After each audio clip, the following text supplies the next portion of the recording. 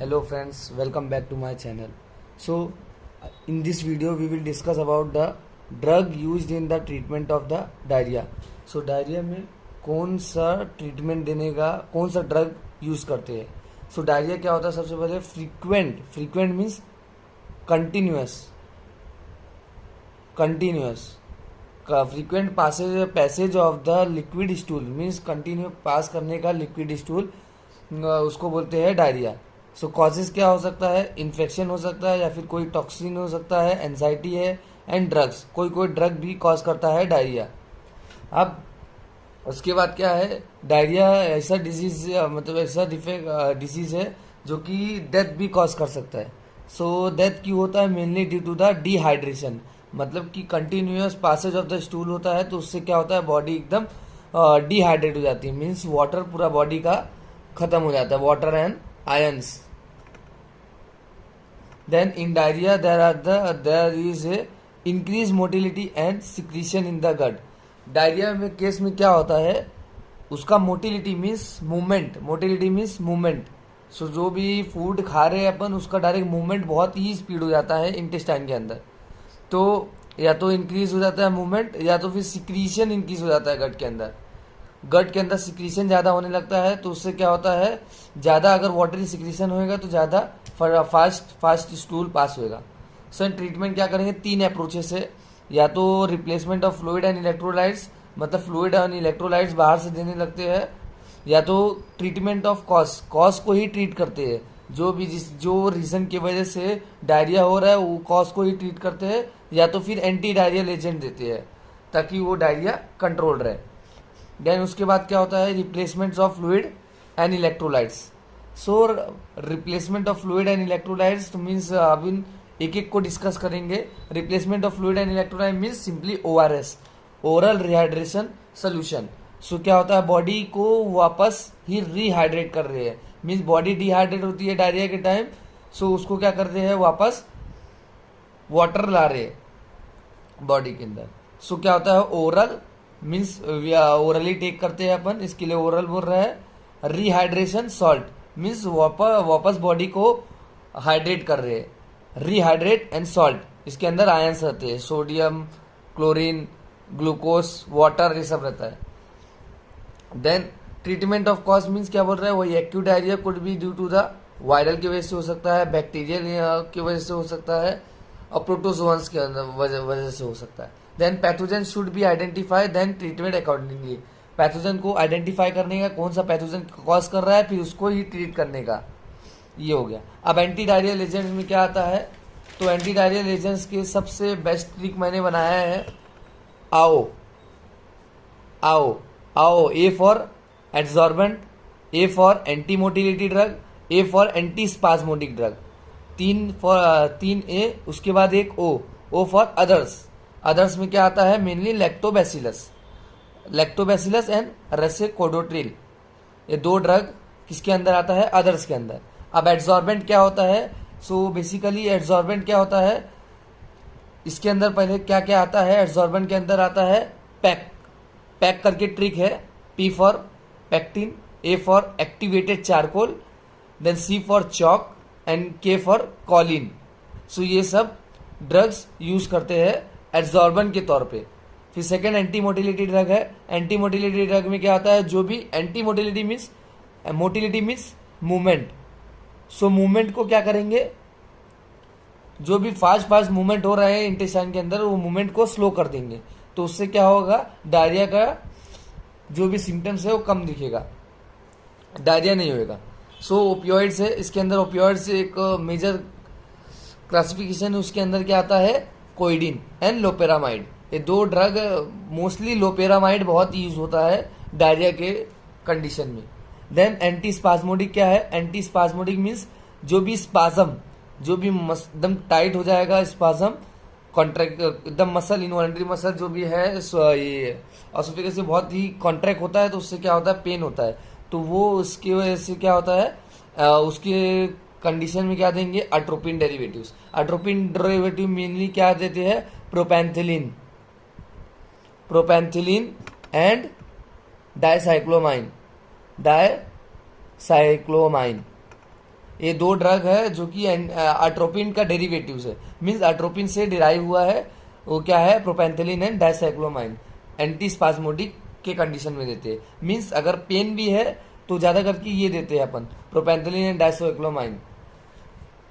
तो ये क्या करता है, जीआईटी के स्मूथ मसल है, जो भी ये स्मूथ मसल है जीआईटी के, उसको क्या करता है, रिलैक्स कराता है। सो रिलैक्स कराएगा तो उससे क्या होगा, डायरिया भी नहीं होएगा। अब उसके बाद क्या है, अदर्स में क्या आता है, लैक्टोबैसिलस प्रिपरेशन आता है, जैसे कोडोड्रिल आता है। अब एड्सॉर्बेंट, एड्सॉर्बेंट क्या करता है, एड्सॉर्ब है, यहाँ पे एब्जॉर्ब नहीं है, एड्सॉर्ब है। एड्सॉर्ब मीन्स कोई भी जैसे बैक्टीरिया हो गया या फिर माइक्रो ऑर्गेनिजम्स हो गया, तो उसकी कोटिंग बना देता है, उसको कोट बना देता है ताकि वो बैक्टीरिया एक्ट ना कर पाए और डायरिया का सिम्टम्स क्योर हो जाए। सो ये क्या करेगा, एड्सॉर्बेंट क्या करेगा, इस एग्जाम्पल देखिए, pectin, activated charcoal, chalk and kaolin. So उसके अंदर क्या कर, they absorb the intestinal toxin and microorganism by coating them, so coat कर देगा। सेकंड क्या है, anti motility drug. Anti motility drug में क्या आता है, कोइडिन एंड लोपेरामाइड। तो कोइडिन क्या है, स्टिमुलेट करेगा ओपियोइड रिसेप्टर। सपोज ये जीआईटी स्मूथ मसल्स है, इसके अंदर ना इधर पे एक रिसेप्टर्स रहता है, क्या नाम है, ओपियोइड रिसेप्टर्स। सो ओपियोइड रिसेप्टर को स्टिमुलेट कर देगा, वो क्या करेगा, पेरिस्टेल्सिस को रिड्यूस कर देगा। Peristalsis means forward movement of food, forward movement of food. So उसको क्या कर देगा, कम कर देगा। So forward movement of food कम हो जाएगा तो क्या होगा, फास्टली स्टूल पास नहीं होगा, तो उससे क्या होगा, और जब भी मूवमेंट स्लो हो जाएगा तो ये क्या करेगा, वाटर को एब्जॉर्ब कराएगा। जब भी अगर ये मूवमेंट स्लो हो गया तो वाटर को एब्जॉर्ब कराएगा, और जब वाटर एब्जॉर्ब हो जाएगा तो ये हार्ड बन जाएगा, स्टूल हार्ड बन जाएगा, तो उससे क्या हो गया, डायरिया प्रिवेंट हो जाएगा, डायरिया नहीं होएगा। लेन loperamide, loperamide most commonly use होता है बिकॉज ऑफ सेलेक्टिव एक्शन। ये एक्शन तो है इसका, क्या करता है, और पेरिस्टेल्सिस को रिड्यूस करता है। साथ में क्या है, सेकेंड एडिशनल इफेक्ट क्या है, एंटी सिक्रेटरी इफेक्ट। मतलब कि ये बॉडी के जो सिक्रीशंस है, जैसे फ्लूइड सिक्रीशन, वो सब बॉडी जो सिक्रीट करती है, जो भी वॉल है, वॉल ये सिक्रीट करता है, जो भी वॉल सिक्रीट करता है, वो उसको क्या कर देगा, एंटी सिक्रेटरी मीन्स सिक्रेट भी नहीं होने देगा, साथ में ये क्या करेगा, इसको रिड्यूस करेगा, पेरिस्टेल्सिस में मूवमेंट भी रिड्यूस करेगा। तो ये दोनों है, और ये इसका सीएनएस इफेक्ट भी नहीं है, इसके वजह से ये ज़्यादा प्रीफर्ड करते हैं। देन उसके बाद क्या आएगा इसके अंदर, loperamide is contraindicated in the below 4 years of age children. The children which is below 4 years, the loperamide should not be given. It is contraindicated. Then other drugs क्या क्या यूज कर सकते हैं, लैक्टोबैसिलस है। लैक्टोबैसिलस क्या करता है, जो भी सेक्रोलाइटिक फ्लोरा है ना, सेक्रोलाइटिक फ्लोरा मीन्स जो भी बैक्टीरिया है ऐसा इंटेस्टाइन के अंदर, जो कि वो ब्रेक डाउन करता है कार्बोहाइड्रेट बोले तो saccharolytic, lytic means break down, saccharo means carbohydrate. So जो भी कार्बोहाइड्रेट को जो भी ब्रेक करता है bacteria, flora means bacteria, so वो जो भी बैक्टीरिया कार्बोहाइड्रेट को ब्रेक करता है तो उसको बोलते हैं सेक्रोलाइटिक फ्लोरा। तो ये क्या करेगा, ग्रोथ कर देगा उसका, जो भी बैक्टीरिया, मतलब कि जो बैक्टीरिया ब्रेक करता है उसको ग्रो कर देगा, और उसकी वजह से क्या होगा, पीएच चेंज हो जाएगा गट का। मीन्स जो भी पीएच था नॉर्मली गट का, वो चेंज हो जाएगा, अल्टर मीन्स चेंज। सो अल्टर कर देगा गट पीएच। सो उसकी वजह से क्या होगा, जो भी बैक्टीरिया या माइक्रो ऑर्गेनिज्म कॉज कर रहा था वो इनहिबिट हो जाएगा because of the Altered pH. PH change हो गया तो उसकी वजह से क्या होगा, बैक्टीरिया सर्वाइव नहीं कर पाएगा, बैक्टीरिया किल हो जाएगा। ये मेनली क्या है, कर्ड एंड बटर मिल्क। इसकी वजह से डायरिया में सबसे ज़्यादा यूज क्या करने का, कर्ड और बटर मिल्क, एक नेचुरल ट्रीटमेंट है। उसके बाद क्या है, रेसेकोडोट्रिल है, ये प्रोड्रग है, which is get converted into the active metabolites in the body में जाने के बाद क्या है, वो एक्टिव मेटाबोलाइट्स में कन्वर्ट होता है। तो एनकीफेलिन्स एक वो है, हार्मोन है। एनकीफेलिन्स क्या करता है, एंटी सिक्रेटरी इफेक्ट है, ये एंटी सिक्रेटरी इफेक्ट है। तो ये ड्रग क्या करता है, मतलब कि सिक्रीशन नहीं होने देता ये एनकीफेलिन्स। हाँ, सो ये क्या करता है, जो भी एनकीफिलिनेज एंजाइम है जो कि इसको किल करता है, मीन्स इसको ब्रेक डाउन करता है एनकीफेलिन्स को, तो ये एंजाइम को इनहिबिट कर देगा। रेसेकोडोट्रिल क्या करेगा, इनहिबिट कर देगा एनकीफिलिनेज एंजाइम को। जब ये इनहिबिट कर देगा तो क्या होगा, ये ब्रेक डाउन नहीं होगा और ये इसका क्वांटिटी इंक्रीज होएगा। इसका क्वांटिटी इंक्रीज हुआ तो क्या शो करेगा, एंटी सिक्रेटरी इफेक्ट, मतलब सिक्रीशन नहीं होने देगा जीआईटी स्मूथ मसल से। तो जब सिक्रीशन नहीं होगा तो क्या होगा, जाहिर सी बात है सिक्रीशन अगर इंक्रीज नहीं होएगा तो उससे क्या होगा, मूवमेंट फास्ट नहीं होएगा जीआईटी का।